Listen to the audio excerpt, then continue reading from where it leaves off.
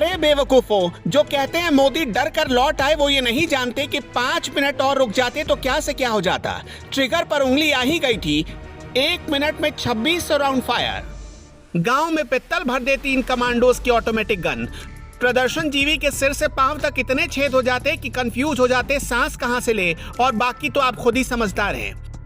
अभी तो मोदी को बचाने के लिए आंखों में गुस्सा उतर ही रहा था। अभी तो बॉडी लैंग्वेज जाम से खांसी हुई थी। अभी तो बस एक हुक्म का इंतजार हो रहा था। एक इशारे पर ऐसा तांडव होता कि झंडा उठाने वाले जन्मों जन्मों तक उठना भूल जाते।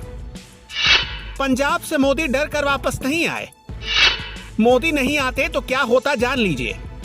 दुनिया के सबसे घातक हथियारों से लैस मोदी के एसपीजी कमांडोज को देखिए। आंखों पर काला चश्मा, ब्लैक कलर की कोट और चीते सी नजर लिए तैनात ये जवान क्या से क्या कर सकते हैं, जानेंगे तो होश उड़ जाएंगे आपके। प्रदर्शनकारी बीजेपी का झंडा लेकर पीएम मोदी के काफिले तक पहुंच चुके थे। पीएम पर खतरे का अंदेशा देख एसपीजी कमांडोज ने गोली चलाने की इजाजत मांगी, लेकिन पीएम मोदी ने खुद की परवाह किए बगैर सबकी जान बचा ली। नहीं तो एक इशारा मिलता और फिर उसके बाद फिल्मों में जो सीन देखते हैं ना आप, वो मंजर आपकी आंखों के सामने होता। अगर आप सोच रहे हैं कि 2-4 एसपीजी के जवान ही तो खड़े हैं, ये क्या बिगाड़ लेते, अरे ये 2-4 ही 2-4 हजार को निपटाने की हैसियत रखते हैं। ये माँ की कोख से पैदा होते ही मौत से दोस्ती कर बैठने वाले लोग होते हैं। एसपीजी के ऑफिसर्स को वर्ल्ड क्लास ट्रेनिंग से गुजरना पड़ता है।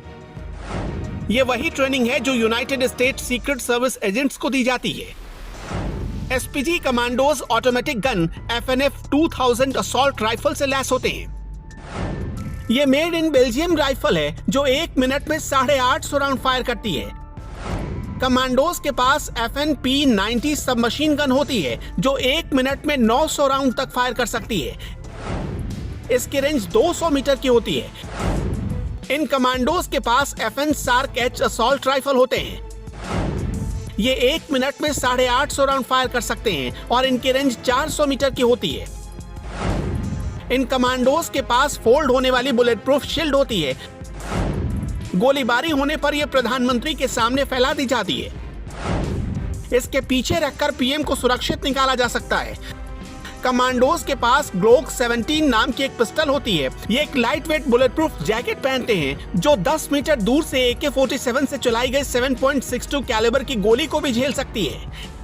इसका मतलब हुआ कि पीएम मोदी को एक खरोच भी नहीं आने वाली थी, लेकिन उनको छूने की गुस्ताखी करने वाला जिंदा भी बचता या नहीं, इसकी गारंटी नहीं थी। अब समझ में आया कि अगर पीएम मोदी और 5 मिनट रुक जाते तो क्या से क्या हो सकता था।